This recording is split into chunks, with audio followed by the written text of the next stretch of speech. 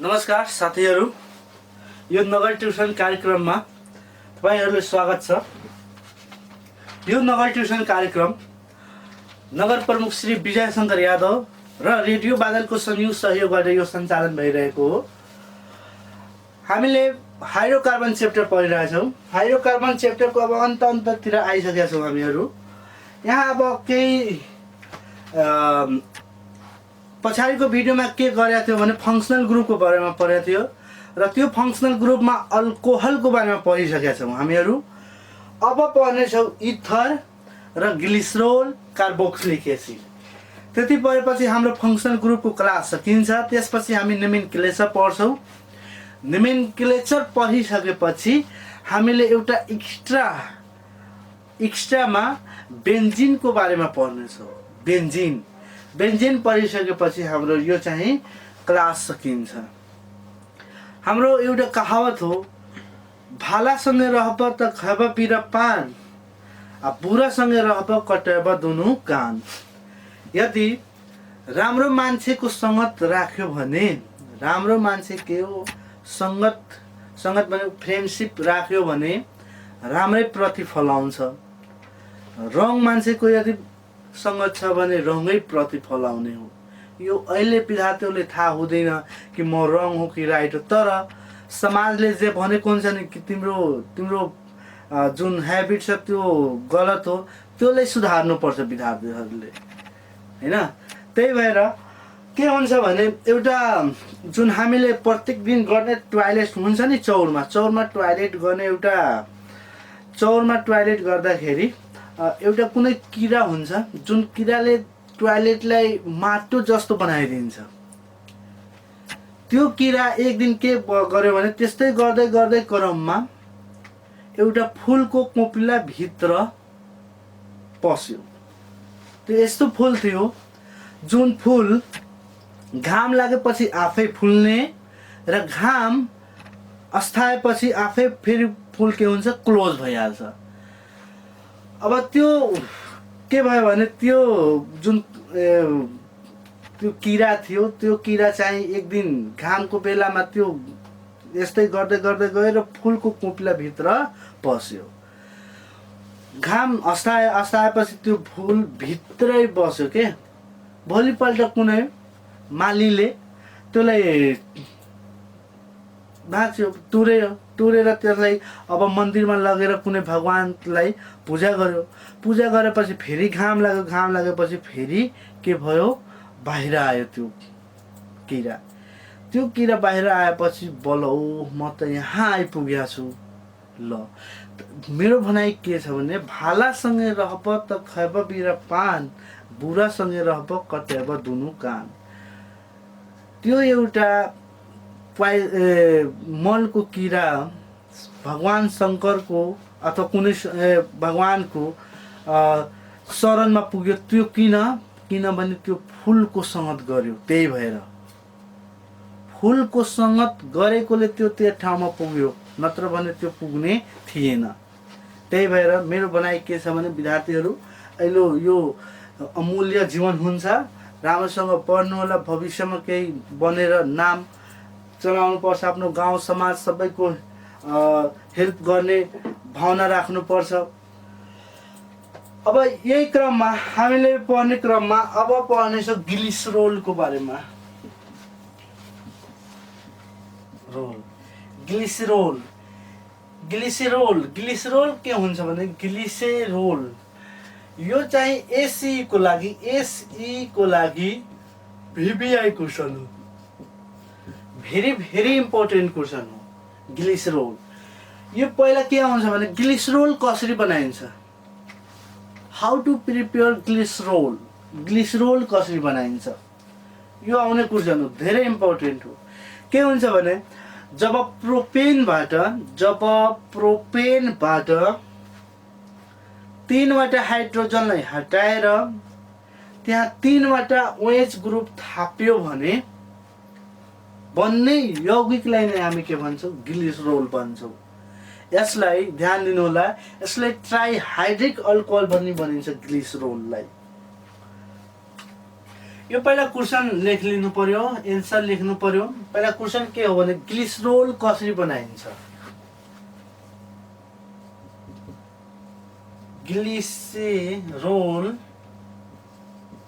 कसरी तयार गरिन्छ, कसरी तयार गरिन्छ अथवा कसरी बनाइन्छ लेख्ने। प्रोपेनबाट 3वटा हाइड्रोजनलाई हटाई 3वटा हाइड्रोजनलाई हटाई 3वटा OH ग्रुप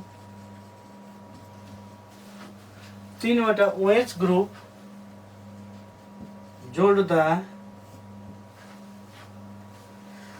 3वटा OH ग्रुप हटाई 3वटा H भन्नाले हाइड्रोजनलाई हटाई 3वटा OH ग्रुप जोड्दा बन्ने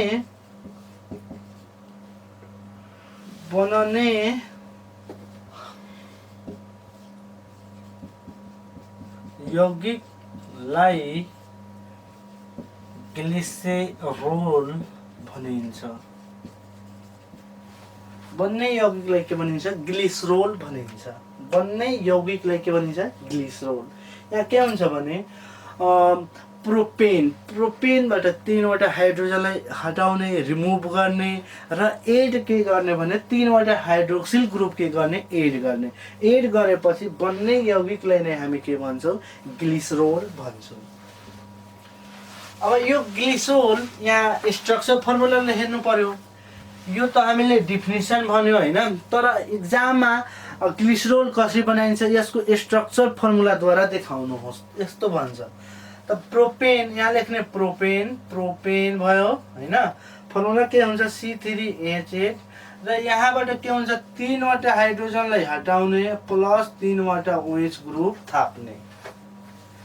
थापेपछि यो के हुन्छ, अब यो बन्ने ग्रुप चाहिँ के हुन्छ, ग्लिसरोल अथवा ग्लिसरिन पनि भनिन्छ, ग्लिसरोल अथवा ग्लिसरिन।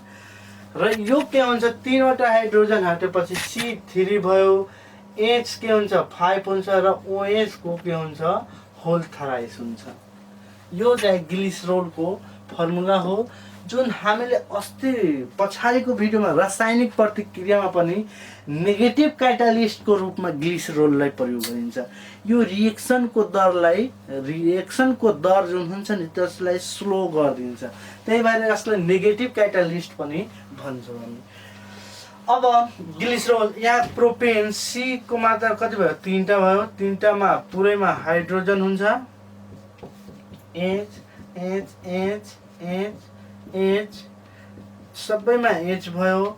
यहाँबाट के हुन्छ 3वटा हाइड्रोजनलाई हटाउने हो र 3वटा के थाप्नु पर्छ, OH थाप्नु पर्छ। 3वटा हाइड्रोजन हटाउने र 3वटा OH थाप्यो भने यहाँ के हुन्छ 1 2 3 1 2। अब सबैको 4वटा ह्यान्ड पुर्याउनु पर्यो कार्बनको, सबैमा H यहाँ OH यहाँ OH यहाँ OH। यही भयो ग्लिसरोल। यहाँ एउटा म इम्पोर्टेन्ट क्वेसन बताउँछु, विद्यार्थीहरूले सोच्दै होला सर यो 3वटा OH जुन हामीहरूले हटायो हैन, यो एउटै कार्बनबाट 3वटा OH लाई हटाउन सकिन्छ नि, र एउटै कार्बनमा 3वटा OH पनि एड गर्न सकिन्छ, त यस्तो किन गरेन? अथवा यहाँबाट एउटा र यो 2वटा हाइड्रोजनलाई हटाएर यो कार्बनमा 2वटा OH राख्न सकिन्छ नि, तर किन राख्न सक्दैन? किन राखेन हामीहरूले? त्यो राख्यो भने के हुन्छ, किन एटेच गर्न सक्दैन हो? त्यो क्वेसन एउटा यहाँ लेख लिनु पर्यो। यो मोस्ट इम्पोर्टेन्ट क्वेसन हो। यो चाहिँ एसीमा अहिलेसम्म सोधेको छैन, सोध्दैन पनि, तैपनि यो नलेजको लागि एकदम इम्पोर्टेन्ट हो। नलेजको लागि यो चाहिँ के हो, इम्पोर्टेन्ट क्वेसन हो विद्यार्थीहरू। त्यही भएर ग्लिसरोल जब हामी बनाउँछौँ 3वटा हाइड्रोजनलाई हटाएर 3वटा OH थाप्छौँ नि, त्यति बेला यो 3वटा OH एउटै कार्बनमा 3वटा हाइड्रोजनलाई हटाउने यो र यही तिनटैको ठाउँमा 3वटा OH राख्यो भने बन्छ कि बन्दैन ग्लिसरोल? अथवा यहाँ पनि एउटामा दुईवटा अर्कोमा एकवटा राख्न सकिन्छ कि सक्दैन? किन एउटै एउटै राख्यो? आखिर राख्नुको कारण के हो? राख्नुको कारण के हो भने यसको एन्सर हो एउटा कार्बनमा जहिले पनि एउटै OH किन एटेच हुन्छ भने दुईवटा एटेच हुने बित्तिकै कुनै पनि ठाउँमा पाइँदैन हामी दुईवटा OH। दुईवटा OH पाउनै सक्दैन, एउटा OH पाइन्छ। दुईवटा OH अथवा तीनवटा OH किन पाइँदैन भने दुईवटा हुने बित्तिकै यिनीहरूले पानी रिएक्ट गरिहाल्छ, पानी बनाउँछ के। दुईवटा OH भयो, यो OH र यो H मिलेर HHH भनेको H2, यो चाहिँ O बनाउँछ, H2O। पानी बनाउने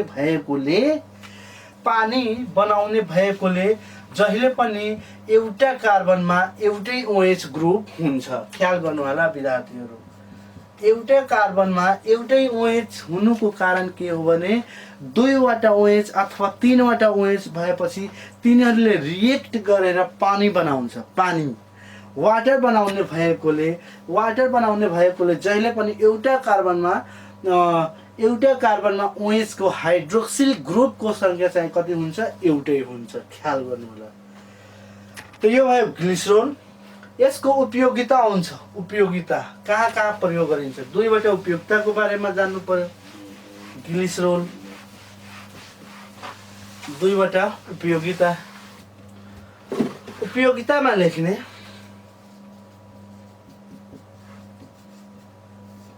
उपयोगिता एउटामा लेख्ने छालालाई फुट्नबाट जोगाउन यसको प्रयोग गरिन्छ। सुर्ती, फलफुल हैन जति पनि हुन्छ नि त्यसलाई रसिलो बनाउनको लागि यसलाई प्रयोग गरिन्छ। यहाँ लेख्ने पहिला छालाबाट फुट्नको लागि यसलाई जोगाउन प्रयोग गरिन्छ। जति पनि कस्मेटिक सामानहरू हुन्छ नि, फेयर लभली हैन, क्रिम, फेसमा लगाउने, भ्यासलिन, यो सबैमा के हुन्छ? ग्लिसरोलको प्रयोग भएको हुन्छ। तपाईहरु हेर्नु होला, त्यसमा हेर्नु होला, त्यहाँ लेख्या होला ग्लिसरोल 80%। त्यो के हुन्छ? ग्लिसरोलको प्रयोग त्यहाँ भएको हुन्छ। अर्को सुर्ती रसिलो राख्न, फलफुल र खाद्य पदार्थलाई नसुकाई राख्नको लागि हैन, सुक्नबाट बचाउनको लागि, रसिलो बनाउनको लागि त्यसलाई ग्लिसरोल प्रयोग गरिन्छ। त्यहाँ सुर्तीको पसलमा के हुन्छ? पानी यस्तो छरिरहेको हुन्छ हैन, त्यो छर्ने क्रममा त्यहाँ ग्लिसरोल राखेको हुन्छ। त्यो ग्लिसरोलको पानी नै छर्छ। त्यो छर्यो भने त्यो सुक्नबाट बच्छ, एकदम रसिलो मुलायम जस्तो हुन्छ। फलफुलको पसलमा पनि त्यस्तै हुन्छ। पानी छर्दैन, पानी छर्यो भने त्यो त कुहिएर जान्छ। त्यहाँ छर्ने के हो भने ग्लिसरोलै छर्छ। त्यही हो। अब यो ग्लिसरोल भनेको यति नै थियो। अब हामीले पढ्ने भनेको इथर पढ्ने हो।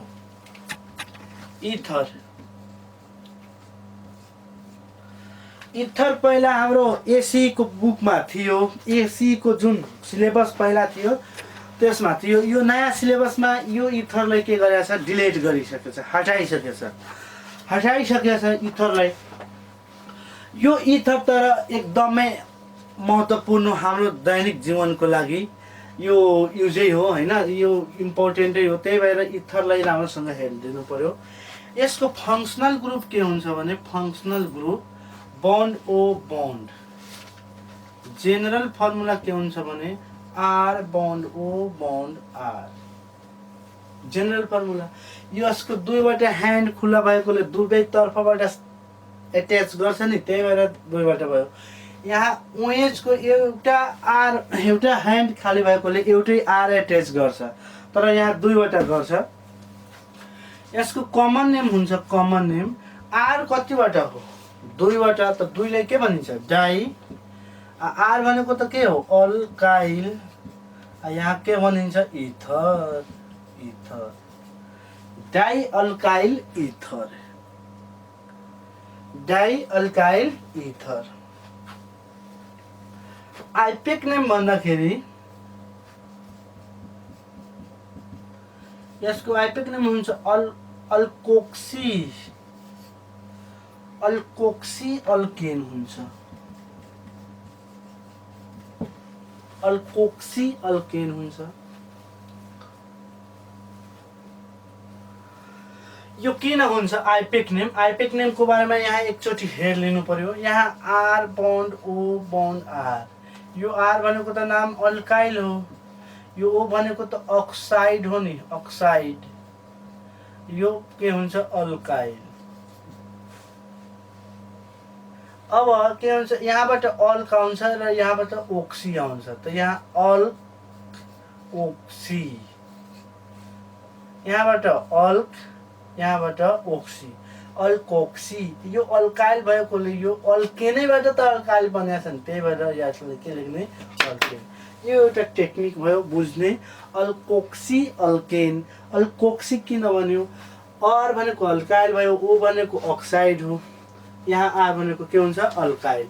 आर अल्काइल अल्काइलै भयो, यहाँ ओक्सी मात्र आयो र यहाँ अल्काइल भनेको अल्केनबाट आयो, त्यस्तो हो अल्कोक्सी अल्काइन।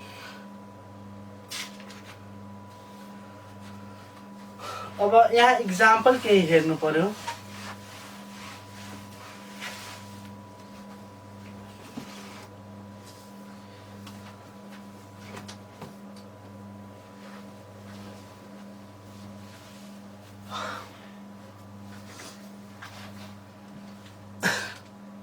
जस्तै example CH3 bond O bond CH3, common name भन्दाखेरि यसको CH3 कतिवटा हो? दुईवटा, त दुई भनेको त डाई भयो। CH3 को नाम के हुन्छ त? अल्काइल ग्रुपमा मिथाइल हो, त यसलाई भन्ने मिथाइल, डाई मिथाइल। यो O भनेको के हो? इथर, त इथर, डाई मिथाइल इथर। यसको आइपेक नेम भन्यो भने आइपेक नेम, यो CH3 को त यसलाई के भनिन्छ? मिथ लेख्ने, यसमा के लगाउनु पर्छ? ओक्सी, मिथोक्सी। यहाँ मिथ त मिथेन लेख्ने हैन। जस्तै अल्कोक्सी अल्केन लेख्थ्यो, त्यस्तै मिथोक्सी मिथेन। अर्को एउटा अझ हेर्नु पर्यो, C2H5 bond O bond C2H5, यसको कमन नेम भन्यो भने डाई इथाइल इथर हैन, di ethyl ether. IUPAC name भन्यो भने इथोक्सी इथेन, इथोक्सी इथेन, यसरी गर्न सकिन्छ। इथोक्सी इथेन, डाइइथाइल इथर, यो चाहिँ यस्तै गर्न सकिन्छ। अब यहाँ नोटको रूपमा एउटा के गर्नु पर्यो भने पहिला के गर्थ्यो भने अपरेसन गर्ने क्रममा यो इथरलाई प्रयोग गर्थ्यो डाक्टरहरूले। इथरलाई सुँगाएपछि मरेजी जुन हुन्थ्यो नि त्यो बेहोस हुन्थ्यो, बेहोस भइसकेपछि त्यसपछि अपरेसन गर्थ्यो। अब यहाँ इथरको मात्रा अब बढी मात्रामा कुनै डाक्टरले अब बढी मात्रामा प्रयोग भएकोले मरेजीको जान पनि जान्थ्यो। अहिले छुट्टै विधि आएछ बेहोस गर्ने। अब यो इथरको साधारण त्यस्तै बेला हाम्रो दैनिक जीवनमा कुन इथर प्रयोग गर्थ्यो अथवा अहिले पनि गरिन्छ? दैनिक जीवनमा यहाँ लेख्ने दैनिक जीवनमा कुन इथर प्रयोग गरिन्छ,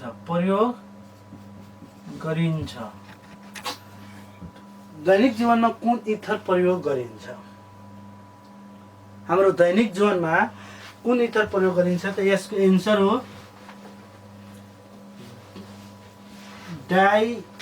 डाइइथाइल इथर, अथवा यसैलाई डाइइथाइल इथर भनिन्छ, अथवा इथोक्सी इथेन। यो पनि कहिलेकाहीँ सोध्छ इथोक्सी इथेनको स्ट्रक्चर फर्मुला गर। यहाँ लेख्ने इथोक्सी इथेन यसरी हो।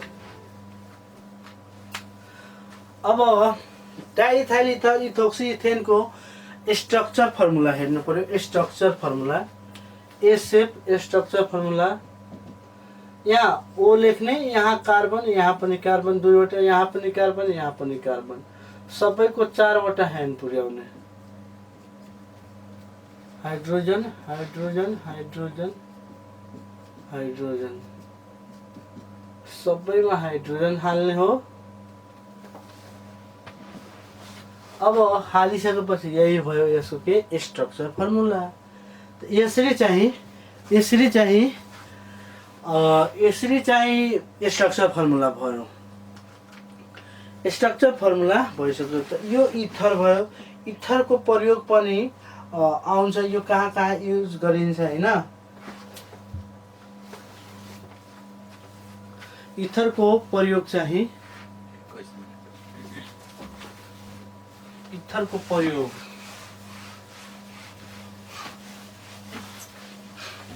विद्यार्थीहरूलाई यो एकचोटि फेरि अवगत गराउँछु म।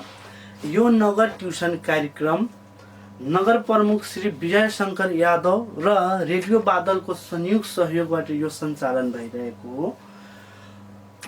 म सुजित शर्मा साइन्सको रसायन विज्ञान पढाइरहेको छु। यहाँ हामीले लास्टतिर आइसकेको छु। च्याप्टरको नाम हो हाइड्रोकार्बन। यो प्रत्यक्ष प्रसारण तपाईँ प्रत्येक 9 बजेदेखि 10 बजेसम्म प्रत्येक दिन 9 बजेदेखि 10 बजेसम्म रेडियो बादलबाट प्रत्यक्ष प्रसारण सुन्न सक्नुहुन्छ। साथै यदि तपाईलाई भिडियो हेर्नु छ अथवा डाउनलोड गर्नु छ भने तपाईँ युट्युबमा गएर बादल टिभी सर्च गर्नुहोस् र त्यहाँबाट क्रमबद्ध भिडियो आउँछ। कुन तपाईको छुट्टिया छ, कुन चाहियो हैन, कसरी गर्ने हो त्यसलाई क्रमबद्ध हेर्नु होला। साथै त्यो च्यानललाई प्लिज सब्स्क्राइब गर्नु होला। अब यहाँ यसको उपयोगिता यसको उपयोगिता हेर्नु पर्यो। ग्लिसरोलको यसलाई इथरलाई चाहिँ के गरिन्छ, रेफ्रिजरेटरमा प्रयोग गरिन्छ।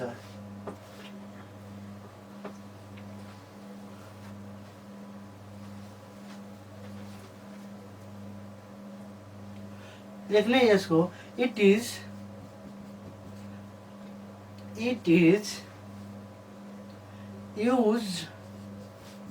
used as solvent for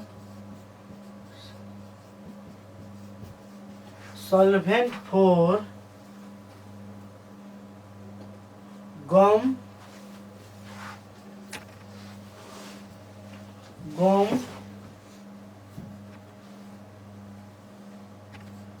resin।